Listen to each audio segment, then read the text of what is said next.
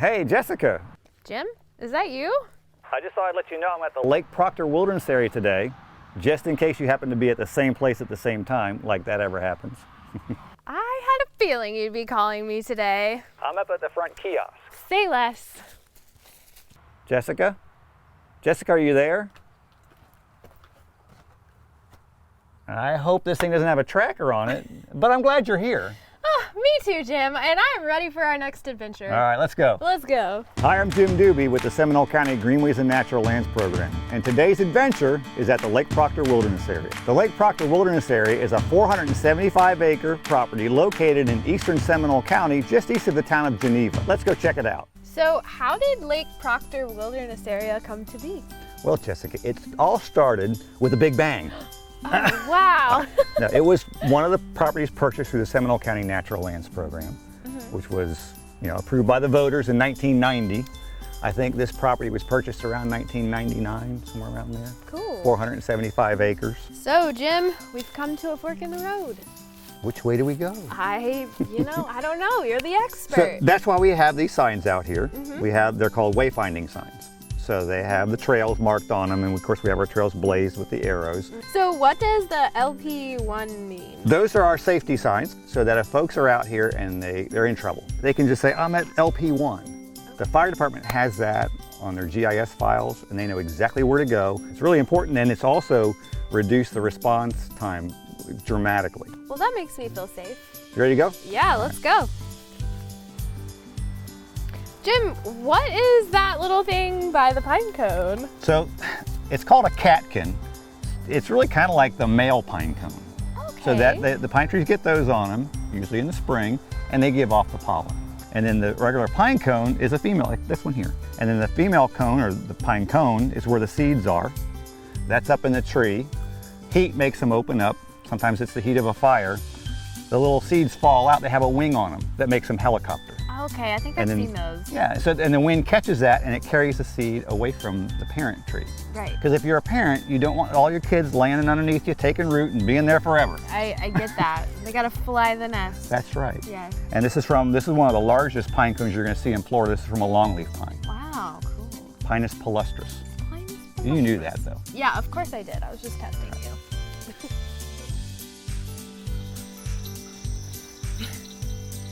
You hear that? What is that? Those are cricket frogs. Oh gosh, of course they are. Ugh. So a part of Lake Proctor is right behind us. Oh. Yeah. And the cricket frogs are all feeling the spring warm temperatures, and those are little male frogs calling to announce their little territory and attract female frogs. Well, that's just beautiful. You want to go check them out? No. But I have a feeling we're gonna do it anyway. We're going to. Ah. It's getting louder, Jessica. Those little cricket frogs are all over the place down here. I don't Thousands like it. of them. I'll have nightmares for this. Do you know why the frogs like to hang out near the water? To cool off? No. Frogs are amphibians. Okay. Right? And most amphibians have moist skin. They have to stay moist. So a lot of your frogs live near the water. Toads can take a little bit more. But you know what happens to a frog or a toad if it dries out? I don't. They croak. Let's try and catch one of these, okay? I'll let you take care of that. I'll stand back here and observe. Jessica, I've got your prince. Oh no.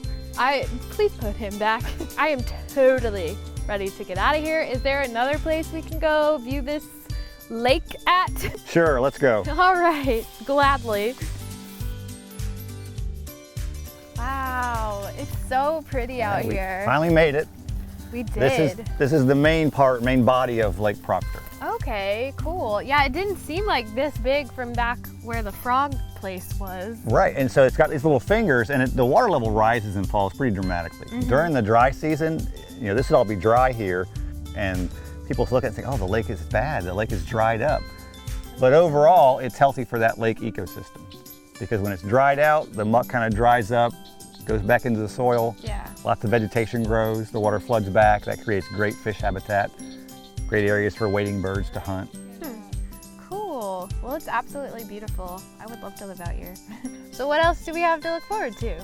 Well, we're going to continue down the trail until you get a sinking feeling. Oh, I don't like the sound of that. All right, I guess let's go. Jim, what is this? This is a sinkhole. Oh, okay. First time in a sinkhole for you? Yep, I will have to say it is. Well, you might not realize this, but most lakes in Central Florida, their origin is sinkholes. Oh, what makes them sink? Well, in these high dry areas, right, you got the sand. Down below we had that aquifer. And the aquifer is just a lot of limestone. It's got lots of fissures and cavities in it. And with the water level, you know, the groundwater rising and lowering, sometimes it causes a collapse and the stuff above it falls in.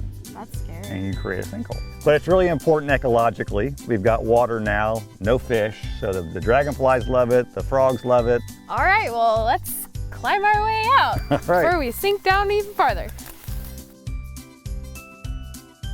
This is a southern fence lizard, not your everyday green and old you find in your neighborhood. Yeah. These are really adapted to these high, dry, scrubby areas in Florida. This is a young male, and the way you can tell is you look at the underside. See the bright blue along his sides and under his chin, he's got the blue and the black. That's cool. Yeah, so when they display, when they're displaying in their territory, warning off other males, they flatten their body sideways so that blue shows. Of course, it's also very attractive to the female lizards. Yeah, all right. And they do their push-ups. Yeah, they try to flex. Yep, flex on them. Well, please don't let him jump on me. So we should probably let him go. Yeah, I think we've stressed him out I think enough. so. All right. Whew.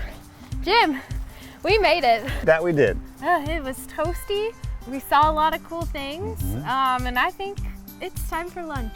Another awesome adventure. awesome adventure? Yes. See you next time, Jessica. See you next time, Jim.